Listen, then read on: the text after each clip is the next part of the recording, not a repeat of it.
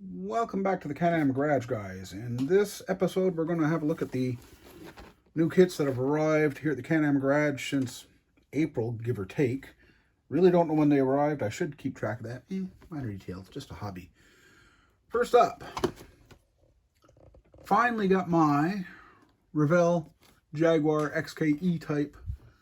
And nice kit. I still have a couple issues, which doesn't really show here, but it's just something that just doesn't look right. Maybe it'll look right when it's built, but I don't know. It's still, I'm not that picky about things really in general, but this one does bother me, although this doesn't look that bad.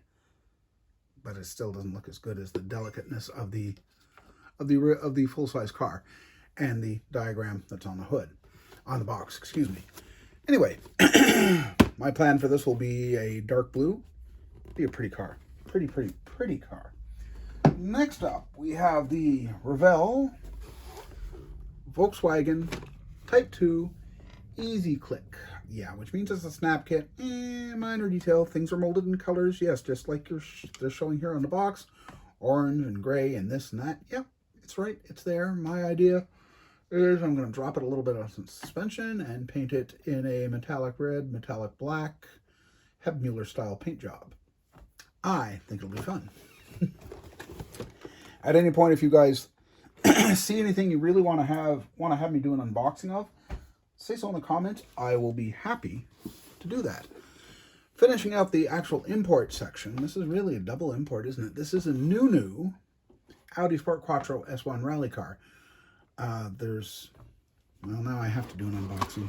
At least take a look. Yes, I did. That's what I was thinking. I'd bought the aftermarket detail set. There's all sorts of photo etch, this, that, the other thing, and you don't have to be an Audi purist to notice that, yeah, this one's definitely short for an early 80s Audi Quattro. Yeah, that's the idea. That's the fun part.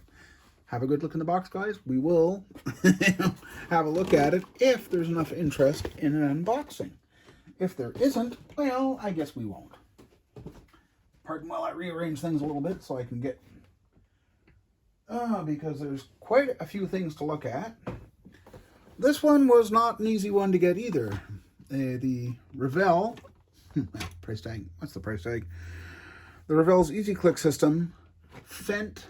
Oops, and you can't see it in the box. It's just not going to allow the Fendt F20 Dieselrob tractor, yes, but the mower is the nice attachment. I can see this being added separately to any of the other kits that Revell has done of the European tractors, including the Porsche, including the... Dang, I had my hands on it earlier when I was pulling kits to do this video. Anyway, regardless, cool kit. Again, if anybody wants to see an unboxing, say so. Definitely encouraging that.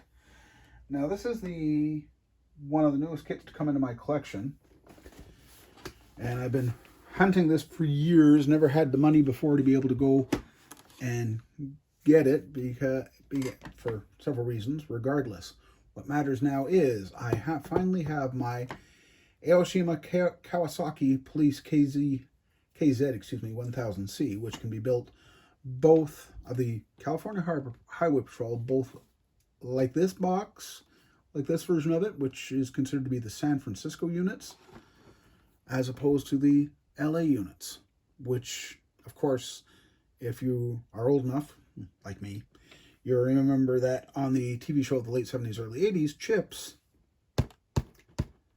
that's what they used on the TV show. So, yeah, I finally get to do that, although there will be a little bit of mixing and matching because that's the wrong box for the LA unit. It's, in fact, this radio box. Minor detail, easily fixed, very easily fixed. And the decals allow for up to 4 variations, including what I need to do to get my bike from Chips. Nice kit, 1/12 scale. It's good. As such, it's a little big, but minor detail. Sometimes you just got to do what you got to do. Okay, we did the imports. We did the 2 miscellaneous. Time to move on to the domestics. Bigger than average box, definitely heavier than normal. Yes, the Mobius 1967 Ford F350 ramp truck, like virtually everybody else's, both the deck and both sides are warped a little bit. I bought two at the same time. One was for me, one was for my friend Robert. Both of them have those parts warped, and we both looked at it and said, we can fix this. It's workable. What we have for warpage isn't that bad. A little bit of glue, a little bit of clamp, a little bit of time, no problems. I will say though that the door wheels and the tires, wow, and yeah, it's a big chassis in that. This, I don't think anybody's really going to want to see that because that's been covered several times by other people. Let's get something a little bit older. Or newer or older, newer or older, whatever. Mobius Models 1964 Chevy 2 Nova. Nice kit. Really don't know what I'm going to do with it yet, but I do like to encourage the newer model companies just so that we continue to get new kits. No color. Oh, maybe I have a color. I think I do know. I think I do have a color chosen for it. I'm just not going to say until I know for certain. Also, new to the collection and a new kit is the Revell 1969 Camaro Ss 396 with that hood, which I consider to be the RS hood, but I could be wrong. Really don't know when it comes to Camaros. Just know that over the years that Revell certainly has done a whole heck of a variety of them. They're all easy builds, they're all nice builds, steel wheels, dog dishes, and the new hood. Nice kit, really. Mine will not be green, but hey, I'm thinking actually butternut yellow, just to be different. Not that no decisions yet. New to me because we're branching off into a new way of building things. This is courtesy of Ken Nesbitt, who found it a week ago at... No, this is not Ken Nesbitt's. This is the one from Chris Martin, who has found, and I've taken and put in the other Superbird box that I have. I'm modifying slightly my direction of builds, of how I do things and what I build. Muscle cars are going to make a very strong comeback, and that's all I'm going to say at this time, but I do need a Superbird for it. For that one project. There's lots of things that will be necessary to take on for other projects. Just because, well, the 71 GTX is one of my favorite muscle cars, so I finally broke down and bought this last week at my semi-local hobby shop, Hobbeck in Granby, Quebec. Yeah, a nice kit. You know, the more I look at the wheels on this thing, I like it. I'm not going to build it like that.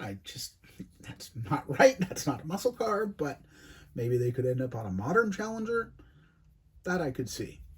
Anyway, we'll see. Don't know exactly what I'm doing with it yet. I'm trying not to buy kits like this anymore. Simply because, well, you know, I like it and this, that. No, I've got to have a reason for it. Yeah. Keep telling yourself that, John. A few race cars have come into my life since the